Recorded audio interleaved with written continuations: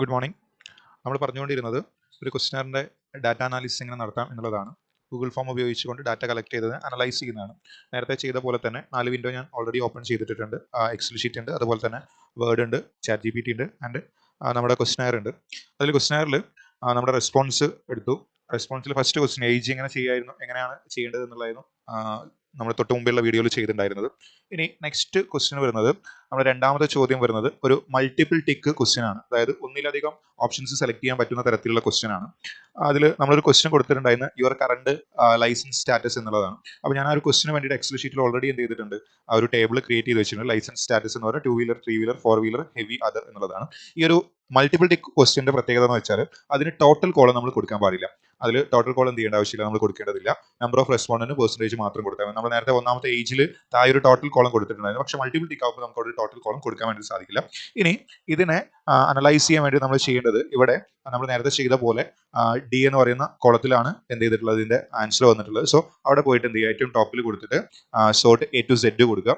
അപ്പോൾ ആദ്യം 4 വീലർ എന്ന് പറയാം മാത്രമുള്ള വന്നിട്ടുണ്ട്, പിന്നെ 3 വീലർ വന്നിട്ടുണ്ട്, 2 വീലർ വന്നിട്ടുണ്ട്, ദെൻ 2 വീലറും 4 വീലറും ഒരുമിച്ച് വന്നിട്ടുണ്ട്, ദെൻ 2 വീലറും ഹെവി ഉള്ളതുണ്ട്. അങ്ങനെ പല ഓപ്ഷൻസ് ആയിട്ട് കിടക്കുന്നുണ്ട്. അപ്പോൾ അത് നമുക്ക് എത്രയാണ് ടോട്ടൽ എന്നുള്ളത് കാൽക്കുലേറ്റ് ചെയ്യണം. സോ ആദ്യം നമ്മൾ അത് കൗണ്ട് ചെയ്യാൻ വേണ്ടിയിട്ട് ഞാനിവിടെ ജസ്റ്റ് ഇതിന്റെ താഴെയായിട്ട് 2, 3, 4 ഹെവി, അതർ എന്നുള്ള ജസ്റ്റ് ഒരു കാൽക്കുലേഷൻ വേണ്ടിയിട്ട് കൊടുത്തതാണ്. അപ്പോൾ അതിൽ നമ്മൾ ആദ്യമായിട്ട് ചെയ്യുന്നത്, ഇവിടെ 4 വീലർ ജസ്റ്റ് ഒന്ന് എന്ത് ചെയ്യാണ്, അതിൽ സെലക്ട് ചെയ്യാണ്. സെലക്ട് ചെയ്യുന്ന സമയത്ത് നമുക്ക് അതിന്റെ കൗണ്ട് കിട്ടുന്നത് 4 ആണ്. അപ്പോൾ 4 വീലറുടെ നേരെ ഞാൻ എന്ത് ചെയ്തു, അവിടെ ഒരു 4 കാണിച്ചു. ഇനി 3 വീലർ 1 ആണുള്ളത്. അത് സെലക്ട് ചെയ്യുന്ന സമയത്ത് ഞാൻ അവിടെ 1 കൊടുത്തു, ആ ഒരു കോളത്തിൽ 1 കൊടുത്തു. ദെൻ അതേപോലെ തന്നെ 2 വീലർ മാത്രമുള്ള ആളുകൾ വന്നിട്ടുള്ളത്, അവിടെ വന്നത് 2 വീലർ മാത്രമുള്ള കൗണ്ട് 14 ആണ് വന്നിട്ടുള്ളത്. സോ അവിടെ 14 കൊടുത്തു. ഇനി നോക്കുക, നെക്സ്റ്റ് 2 വീലറും 4 വീലറും ഉള്ള ആളുകളാണ്. അപ്പോൾ അത് ജസ്റ്റ് സെലക്ട് ചെയ്യാണ്. സെലക്ട് ചെയ്യുന്ന സമയത്ത് വരുന്നത് 9 ആളുകളാണ് 2 വീലറും 4 വീലറും ഉള്ളത്. അപ്പോൾ ഞാൻ അടുത്ത കോളത്തിലായിട്ട് 2 കൂടി ഉള്ളതായതുകൊണ്ട് തന്നെ 2 വീലറിൽ 9 ആണുള്ളത്. സോ 2 വീലറിൽ 9 കാണിച്ചു, അതേപോലെ തന്നെ 4 വീലറിലും എന്ത് ചെയ്തു, 9 കാണിച്ചു. ഇനി അടുത്തത് വരുന്ന 2 വീലറും ഹെവിയാണ്. അത് ഒരാളാണ് ഉള്ളത് 2 വീലറും ഹെവി ഉള്ളത്. സോ അവിടെ ജസ്റ്റ് 2 വീലറിൽ 1 കാണിച്ചു, അതേപോലെ തന്നെ ഹെവിയിലും 1 കാണിക്കണം. ദെൻ നെക്സ്റ്റ് അടുത്തത് വരുന്നത് 2 വീലർ, 3 വീലർ ആൻഡ് 4 വീലർ. അത് സെലക്ട് ചെയ്യുന്ന സമയത്ത് വരുന്നത് 3 ആളുകളാണ് എന്ത് ചെയ്യുന്നത്, 4 ആളുകളാണ് വരുന്നത്. സോ അതിൽ 2 വീലർ ഉണ്ട്, അതേപോലെ തന്നെ 3 ആളുകളാണ്. സോ 3, ദെൻ 3 വീലർ 3, അതേപോലെ തന്നെ 4 വീലറിന് 3. ഇനി എല്ലാത്തിലും വരുന്നത്, അതായത് 3 വീലർ, 4 വീലർ ആൻഡ് ഹെവി വരുന്ന ആകെ ഒരാൾ മാത്രമാണുള്ളത്. എല്ലാ ഓപ്ഷനിലും വരുന്ന ഒരാൾ മാത്രമാണുള്ളത്. സോ അവിടെ എല്ലാത്തിലും 1 1 1 1 എന്ന് കൊടുക്കുകയാണ്. സോ ഇനി നമുക്ക് ജസ്റ്റ് വേണമെങ്കിൽ ടോട്ടൽ ചെയ്യാം. അതായത് നമുക്ക് വേണമെങ്കിൽ കാൽക്കുലേറ്റർ ഉപയോഗിച്ച് ടോട്ടൽ ചെയ്യാം, അല്ലെങ്കിൽ ഇവിടെ ജസ്റ്റ് ഞാൻ ഇക്വേഷൻ കൊടുക്കുകയാണ്. ഈക്വൽ ടു ഇതേ first column plus second column plus third column plus fourth column plus fifth column equal to കൊടുക്കുന്ന സമയത്ത് 28 ആയിരിക്കും വരിക. ഇത് ജസ്റ്റ് ഒന്ന് ഡ്രാഗ് ചെയ്ത് കഴിഞ്ഞാൽ നമുക്ക് എല്ലാത്തിൻ്റെയും ടോട്ടൽ കിട്ടും. ഇവിടെ 28, 5, 17 ആൻഡ് 2 അങ്ങനെയാണ് കിട്ടുന്നത്. അപ്പോൾ ജസ്റ്റ് 2 വീലറിൻ്റെ കോളത്തിൽ നമുക്ക് കിട്ടിയത് 28 ആണ്. 28 എന്ന് ടൈപ്പ് ചെയ്തു. ദെൻ അതേപോലെ തന്നെ 3 വീലറിൻ്റെ കോളത്തിൽ 5 ആണ് കിട്ടിയിട്ടുള്ളത്.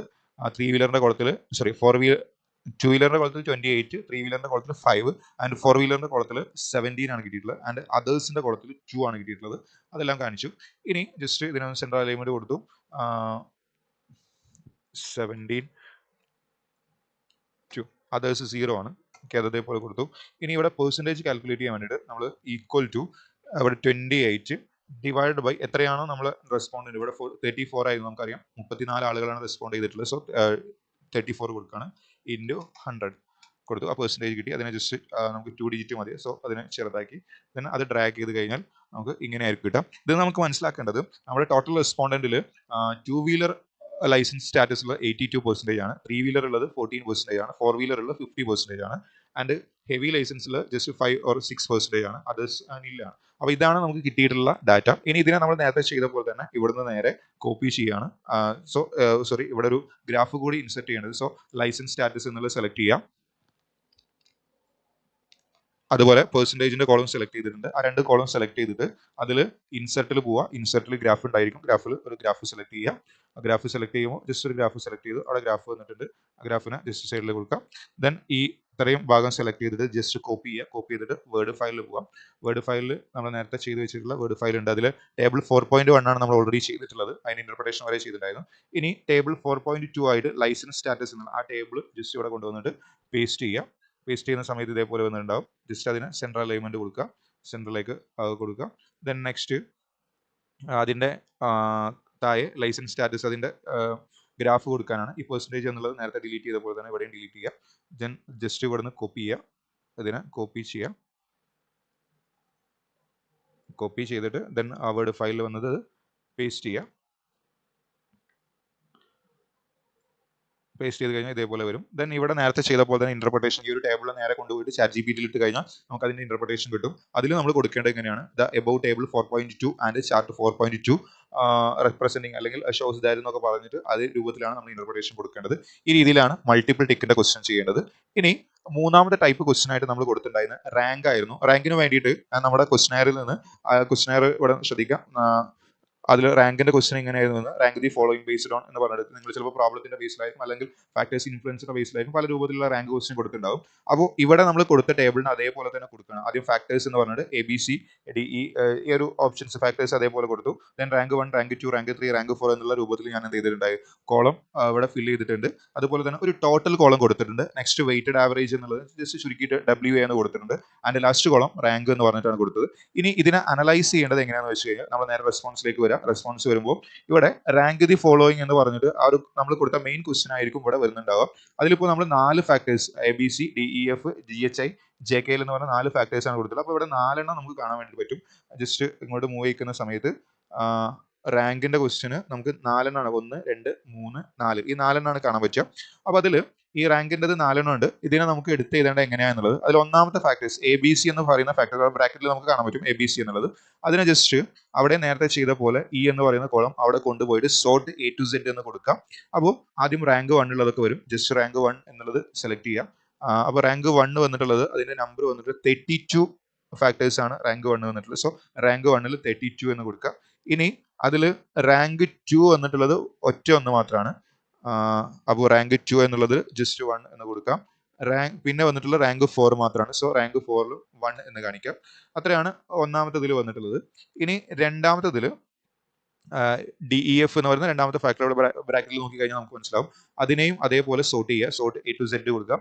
അപ്പോൾ അതിൽ റാങ്ക് 1 കൊടുത്തിട്ടുള്ള ആകെ ഒരാൾ മാത്രമാണ്. സോ റാങ്ക് 1 എന്ന് അതിൽ 1 എന്ന് കൊടുക്കുക. ദെൻ ബാക്കിയുള്ളൊക്കെ റാങ്ക് 2 ആണ്. കൗണ്ട് 32 ആണ് വന്നിട്ടുള്ളത്. സോ റാങ്ക് 2ൽ 32 എന്നുള്ളത് കൊടുക്കാം. ദെൻ നെക്സ്റ്റ് അതിൽ വന്നിട്ടുള്ള റാങ്ക് 3 1 മാത്രമാണ് കൊടുത്തിട്ടുള്ളത്. സോ അതങ്ങനെ കൊടുക്കാം. ദെൻ നെക്സ്റ്റ് മൂന്നാമത്തെയാണ് വരുന്നത്. മൂന്നാമത്തെ ഇതിൽ വരുന്നത് ജസ്റ്റ് അതേപോലെ നമ്മൾ നേരത്തെ ചെയ്ത പോലെ സോർട്ട് A to Z കൊടുക്കുകയാണ്. അതിൽ റാങ്ക് 2 ഒരാൾ ചെയ്തിട്ടുണ്ട്. സോ റാങ്ക് 2ൽ 1 കൊടുക്കാം. ദെൻ അതേപോലെ തന്നെ റാങ്ക് 3 വന്നിട്ടുള്ളത് റാങ്ക് 3 32 ആളുകൾ റാങ്ക് 3 ആണ് ചെയ്തിട്ടുള്ളത്. അത് ഈ ക്രോസ് വൈസ് ആയിട്ട് ചെയ്തുകൊണ്ടാണ് എല്ലാത്തിലും 32 വരുന്നത്. ദെൻ റാങ്ക് 4 ചെയ്തിട്ടുള്ളത് ഒരാൾ മാത്രമാണ്. ദെൻ ഇനി നാലാമത്തെ ഓപ്ഷൻ വരുന്നത് അതിൽ JKL എന്ന് പറയുന്ന ആ നാലാമത്തെ ജസ്റ്റ് ബ്രാക്കറ്റിൽ നോക്കുന്ന സമയത്ത് മനസ്സിലാവും.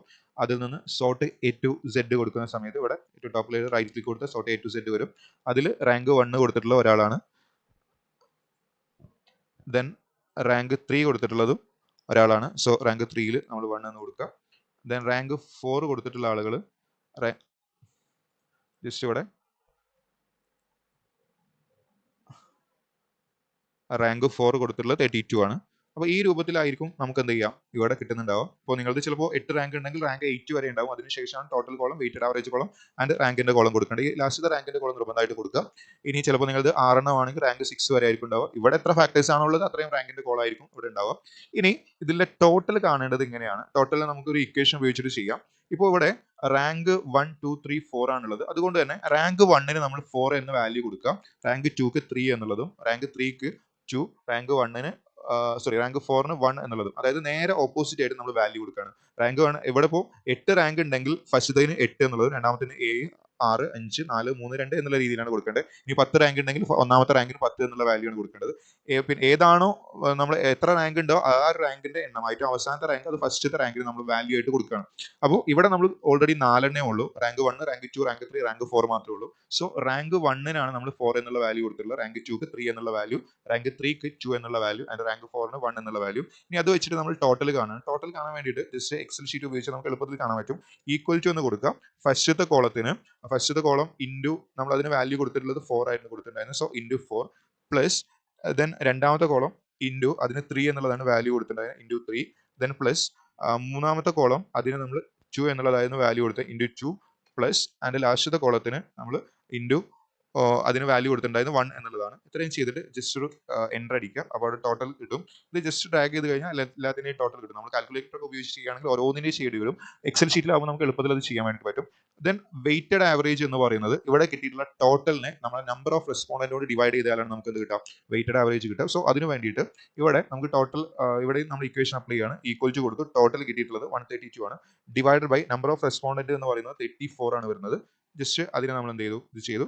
ദെൻ അതിനെ നമ്മൾ ഒരു 2 പോയിന്റ് വാല്യൂ മതി. അപ്പോൾ നമ്മൾ അതിന് ചെറുതാക്കുകയാണ്. ദെൻ അതിനെ ഡ്രാഗ് ചെയ്ത് കഴിഞ്ഞാൽ നമുക്ക് എല്ലാത്തിൻ്റെയും വെയ്റ്റഡ് ആവറേജ് കിട്ടും. ഇനി ഈ റാങ്ക് ചെയ്യേണ്ടത് വെയ്റ്റഡ് ആവറേജിന്റെ ബേസിലാണ്. ഏറ്റവും ഹയസ്റ്റ് വെയ്റ്റഡ് ആവറേജ് വന്നതിന് റാങ്ക് 1 എന്നുള്ളതും പിന്നെ അതിന് തൊട്ട് താഴെ വരുന്നതിന് റാങ്ക് 2, അതായത് വെയ്റ്റഡ് ആവറേജ് കുറയുന്നതിനനുസരിച്ച് റാങ്ക് 2, റാങ്ക് 3 ആൻഡ് റാങ്ക് 4 എന്നുള്ള രൂപത്തിലാണ് കൊടുക്കേണ്ടത്. ഇവിടെ കറക്റ്റ് ഓർഡറിൽ വരുന്ന അങ്ങനെ തന്നെ വന്നോണമെന്ന് നിർബന്ധമൊന്നുമില്ല. ഈ രൂപത്തിലായിരിക്കും നമ്മൾ എന്ത് ചെയ്യേണ്ടത്, റാങ്ക് ചെയ്യേണ്ടത്. ഹയസ്റ്റ് ആയിട്ടുള്ള വെയ്റ്റഡ് ആവറേജ് വരുന്നതിന് റാങ്ക് 1, ദെൻ അതിന് തൊട്ട് താഴെയുള്ളത് റാങ്ക് 2, റാങ്ക് 3, ആ ഒരു രൂപത്തിലാണ് നമ്മൾ എന്ത് ചെയ്യേണ്ടത്, റാങ്ക് ചെയ്യേണ്ടത്. ഈ രൂപത്തിലാണ് നമ്മൾ റാങ്കിന്റെ ടേബിൾ ചെയ്യേണ്ടത്.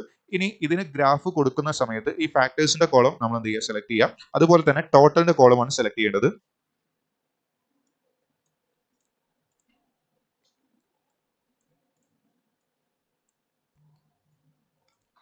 ജസ്റ്റ് ഫാക്ടേഴ്സിന്റെ കോളം സെലക്ട് ചെയ്തതിനു ശേഷം കൺട്രോൾ നീക്കി പിടിച്ച് ടോട്ടലിന്റെ കോളം സെലക്ട് ചെയ്തു. ദെൻ അതിൽ നിന്ന് നമ്മൾ എന്ത് ചെയ്യുക, നെക്സ്റ്റ് ഇൻസെർട്ടിൽ പോയിട്ട് ഗ്രാഫ് സെലക്ട് ചെയ്യുക. ഗ്രാഫ് സെലക്ട് ചെയ്ത് കഴിഞ്ഞാൽ നമുക്ക് ഏതെങ്കിലും ഒരു ഗ്രാഫ് നമ്മൾ സെലക്ട് ചെയ്യുക. അപ്പോൾ ആ ഒരു രൂപത്തിൽ നമുക്ക് ടേബിളുമായി അതേപോലെ തന്നെ ഗ്രാഫുമായി ടോട്ടൽ എന്നുള്ളത് ജസ്റ്റ് ഡിലീറ്റ് ചെയ്ത് കളയാം. ദെൻ ഈ ടേബിൾ നമ്മൾ എന്ത് ചെയ്യുക, നമ്മുടെ വേർഡ് ഫയലിൽ കൊണ്ടുപോയി ഇൻസെർട്ട് ചെയ്യുക ആൻഡ് ഗ്രാഫ് ഇൻസെർട്ട് ചെയ്യുക. ടേബിളിന്റെ ഹെഡിങ്ങും ആ ഗ്രാഫിന്റെ ഹെഡിങ്ങും ഒക്കെ കൊടുക്കുക. ദെൻ അവിടെ നമ്മൾ താഴെ എന്ത് ചെയ്യുക, ഇന്റർപ്രിട്ടേഷൻ കൊടുക്കുക. ഈ രൂപത്തിലാണ് നമ്മൾ റാങ്കിനെ അനലൈസ് ചെയ്യേണ്ടത്. ഇപ്പോൾ റാങ്കിൽ നമ്മൾ പ്രോബ്ലത്തിന്റെ കേസിൽ റാങ്ക് ചെയ്തിട്ടുണ്ടായിരിക്കും, അതേപോലെ തന്നെ പ്രിഫറൻസിന്റെ കേസിൽ നമ്മൾ റാങ്ക് ചെയ്തിട്ടുണ്ടായിരിക്കും, ഫാക്ടേഴ്സ് ഇൻഫ്ലുവൻസിന്റെ കേസിൽ റാങ്ക് ചെയ്തിട്ടുണ്ടാവും. എല്ലാത്തിന്റെയും ഇതേ രൂപത്തിലാണ് ചെയ്യേണ്ടത്. ഇനി നമ്മൾ ലാസ്റ്റ് അതിൽ പറഞ്ഞിട്ടുള്ള നമ്മുടെ ക്വസ്റ്റ്യനിൽ നെക്സ്റ്റ് വന്നിട്ടുണ്ടായിരുന്ന ക്വസ്റ്റ്യൻ എന്ന് പറയുന്നത് ക്വസ്റ്റ്യനറിൽ വന്നിട്ടുണ്ടായിരുന്നത് ഒരു ലിക്വിഡ് സ്കെയിൽ ക്വസ്റ്റ്യൻ ആയിരുന്നു. ലിക്വിഡ് സ്കെയിൽ ക്വസ്റ്റ്യൻ എന്ന് പറഞ്ഞാൽ ഇപ്പോൾ ഇതുപോലെ fully aware, somewhat aware, less aware, not aware ഇങ്ങനെയുള്ള ഓപ്ഷൻ, അല്ലെങ്കിൽ highly satisfied, neutrally dissatisfied, highly dissatisfied എന്ന് പറയുന്ന ഓപ്ഷൻ, അല്ലെങ്കിൽ നമ്മൾ strongly agree, neutrally disagree, strongly disagree എന്ന് പറയുന്ന ഓപ്ഷൻ. ഇതിൽ ഇങ്ങനെ വരുന്ന ഈ 5 സ്കെയിൽ വരുന്നത് അതിനെയാണ് നമ്മൾ ലിക്വിഡ് സ്കെയിൽ എന്ന് പറയാം. ഈ ലിക്വിഡ് സ്കെയിൽ വരുന്ന ക്വസ്റ്റ്യൻസിനെ എങ്ങനെയാണ് അനലൈസ് ചെയ്യേണ്ടത് എന്നുള്ളതാണ്. അപ്പോൾ അതിൽ നമ്മൾ കൊടുത്തിട്ടുള്ള ഇവിടെ question write your awareness level, ഏതൊരു ഫാക്ടേഴ്സിനെ കുറിച്ചുള്ള അവയർനെസ് ലെവൽ ആയിരുന്നു. അതിന്റെ ക്വസ്റ്റ്യൻ കൊടുത്തിട്ടുണ്ട്. അതിനെ ഞാൻ നേരത്തെ ചെയ്ത പോലെ ജസ്റ്റ് ലിക്വിഡ് എന്ന് കൊടുത്തിട്ട് ടേബിൾ ആയിട്ട് ഇവിടെ ക്രിയേറ്റ് ചെയ്തിട്ടുണ്ട്. ഫാക്ടേഴ്സ് എന്ന് പറഞ്ഞിട്ട് ABCD ഇതായിരുന്നു അതിൽ വരുന്ന ഫാക്ടേഴ്സ്. ആ ഫാക്ടേഴ്സ് അതേപോലെ കൊടുത്തു. Then fully aware, somewhat aware, less aware, not aware എന്ന് പറഞ്ഞിട്ട് കൊടുത്തു. അതിൽ ഈ പിന്നെ അതിനുശേഷം ഇവിടെ ഒരു ടോട്ടൽ കോളം കൊടുത്തിട്ടുണ്ട്, ഒരു മാക്സിമത്തിന്റെ കോളം കൊടുത്തിട്ടുണ്ട്, വെയ്റ്റഡ് ആവറേജ് കൊടുത്തിട്ടുണ്ട്, ആൻഡ് റാങ്ക് എന്ന് പറഞ്ഞിട്ട് കൊടുത്തിട്ടുണ്ട്.